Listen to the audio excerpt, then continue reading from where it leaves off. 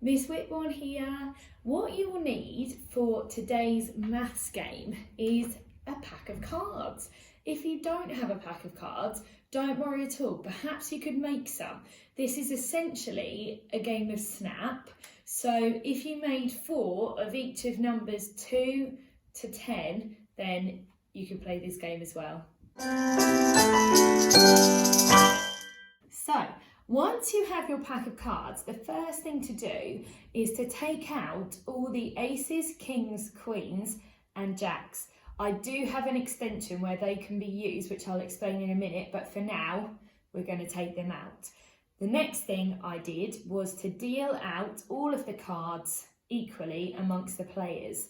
The minimum number of players is 2, but you can play with as many family members as you like. So here are the rules. Once you get cracking, I reckon this should hopefully be quite simple. So it is the same as Snap, but instead of saying Snap when someone has matching numbers, we're going to call out the name of the number. So if Bridget and I both turned over a 2, you wouldn't say Snap, we would call out number 2. If you say Snap instead of the number, then I'm afraid you're frozen out of that round. And once you get a number that matches and you call out the number first, you get to collect up all of the cards in the middle. So let me see if I can show you so that the game makes sense. So the first thing to say as well is that when you turn over your top card, make sure you do it at the same time. I won't be able to do that, but if you do it at the same time, then no one will be cheating. So we're going to turn over our first cards. Oh, no matching numbers there. So we'll turn over again. Remember, you're going to do this at the same time. Oh, Fizz and I both have a 6. So I'm going to call out 6.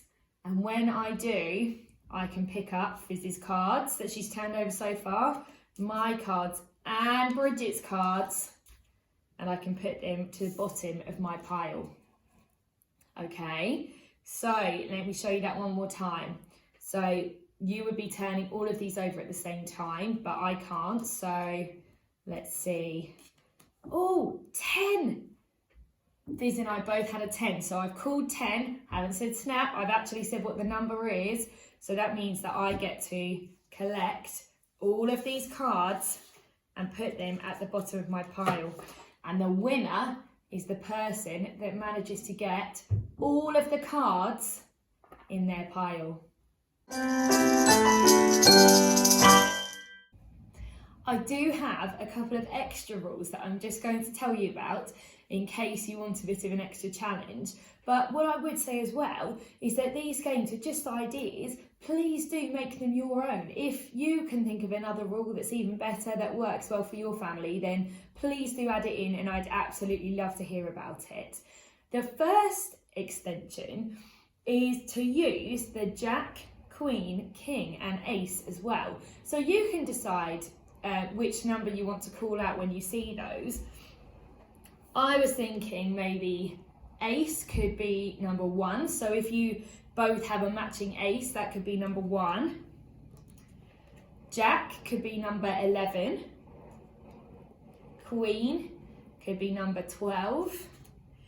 And King could be number 13. So that would definitely be an extra challenge to see if you can remember what to call out when you see those cards.